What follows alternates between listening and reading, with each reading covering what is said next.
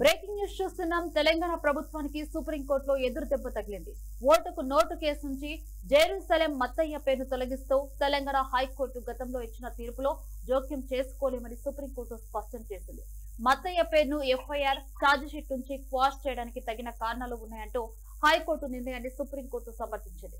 ఇక సుప్రీంకోర్టు తీర్పు వెలువడక ముందే జెరూసలేం మత్తయ్య సుప్రీంకోర్టుకు లేఖ రాశారు. ఆ లేఖలో ఈ కేసులో అసలు సూత్రధారులు అప్పటి ఏపీ ముఖ్యమంత్రి చంద్రబాబు నాయుడు, ప్రస్తుత తెలంగాణ ముఖ్యమంత్రి రేవంత్ రెడ్డి, నారా లోకేష్ అని పేర్కొన్నారు. ఇక దీంతో ఈ కేసులో మత్తయ్యపై దర్యాప్తు జరపాలన్న తెలంగాణ ప్రభుత్వ పిటిషన్ను సుప్రీంకోర్టు తిరస్కరించింది.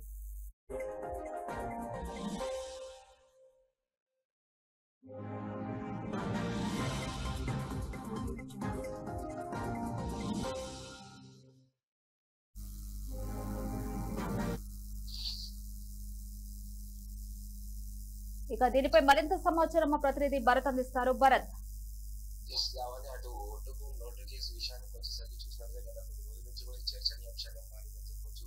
అటు తెలంగాణ సీఎం గా ఉన్న రేవంత్ రెడ్డి కానివ్వండి, అటు ఏపీ సీఎం గా ఉన్న చంద్రబాబు కానివ్వండి, వీళ్ళ హయాంలోనే గతంలో మనీ లాండరింగ్ జరిగిందన్న విషయం తెరపైకి వచ్చింది. అయితే ఇందులో ఓటుకు నోటు అనే అంశం కూడా తెరపైకి వచ్చి నోట్ల మార్పిడి జరిగిందని చెప్పి కూడా గతంలో చూసినట్లున్నాం మనం. సో ఇదంతా కూడా గత ఒక 10 సంవత్సరాల నుంచి కూడా ఇదంతా తెరపైన నడుస్తూనే ఉంది. చాలా రోజుల తర్వాత మళ్ళీ ఇది అటు ప్రభుత్వం దృష్టికి వచ్చినట్టే, సుప్రీంకోర్టు దృష్టికి వచ్చినట్టుగా తెలుస్తుంది. అయితే తెలంగాణ ప్రభుత్వానికి కంప్లీట్ గా అటు సుప్రీంకోర్టు అటు ఎదురు దెబ్బ తగిలిందని చెప్పొచ్చు. అయితే ఓటు నోటు కేసులో అటు మత్తయ్య అనే పేరు కూడా అటు తెలంగాణ ప్రభుత్వం తొలగిస్తాడే, కోర్టు తొలగిస్తూ కూడా గతంలో ఇచ్చిన తీర్పులో జోక్యం చేసుకోలేమని చెప్పి కూడా అటు సుప్రీంకోర్టు కూడా స్పష్టం చేసింది.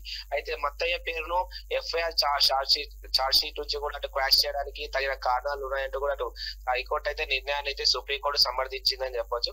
అయితే సుప్రీంకోర్టు కూడా తీర్పు వెలువడక ముందే అటు ముత్తయ్య అయితే సుప్రీంకోర్టుకు లేఖ అయితే రాశారు.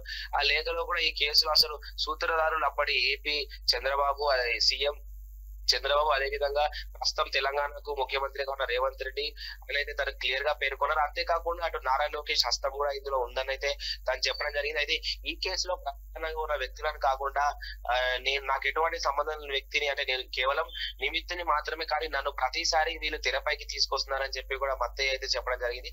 దీనికి సంబంధించి ఈ కేసులో కూడా అటు మత్తయ్యపై దర్యాప్తు జరపాలన్న తెలంగాణ ప్రభుత్వం అటు పిటిషన్ అయితే కొట్టేసినట్టుగా అయితే తెలుస్తుంది. ఎందుకంటే తెలంగాణ ప్రభుత్వం క్లియర్ గా అటు ఇన్వెస్టిగేషన్ చేయాలి, మత్తయ్యపై దర్యాప్తు చేసి తగిన చర్యలు తీసుకునే విధంగా అటు మిస్టేక్ ఎంతవరకు ఉందన్న దానిపైన కూడా ఆరా తీయాలని చెప్పి అటు సుప్రీంకోర్టుని ఆశ్రయించినా కూడా అటు సుప్రీంకోర్టు అయితే దాన్ని తిరస్కరించినట్టుగా అయితే తెలుస్తుంది.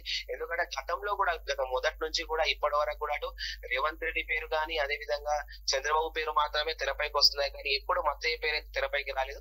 కానీ ఈ మధ్య కాలంలో మత్తయ్య పేరు రావడం అయితే గతంలో వాళ్ళు ఒప్పుకున్నారు. అంటే ఓటుకు నోటు అనే అంశం పైన కూడా చాలా వరకు జరిగింది, కేసెస్ అయితే జరిగాయి. సో అప్పట్లో ఉన్నప్పుడు అటు ఎమ్మెల్యేగా కొనసాగిన సీఎం రేవంత్ రెడ్డి గతంలో అయితే ఎమ్మెల్యేగా తను విధులు నిర్వహించిన సమయంలో ఈ ఓటుకు నోటు అయితే ఆంధ్రాకి సంబంధించిన డబ్బులు అన్ని కూడా ఇటు తెలంగాణకు బదిలీ అయ్యే అంశం పైన అయితే కొంతమంది బినామీలకు ఈ డబ్బులు పంపించే ప్రక్రియలోనే ఇదంతా కూడా ఒక తెలియని వ్యక్తి, మూడో వ్యక్తి అటు వీడియో షూట్ చేసి తను సోషల్ మీడియాలో పెట్టడం జరిగింది.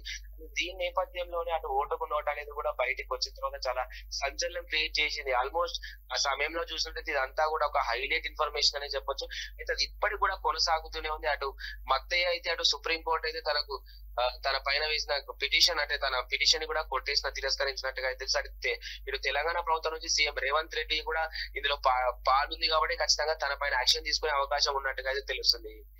Lavanya, right, thank you Bharat.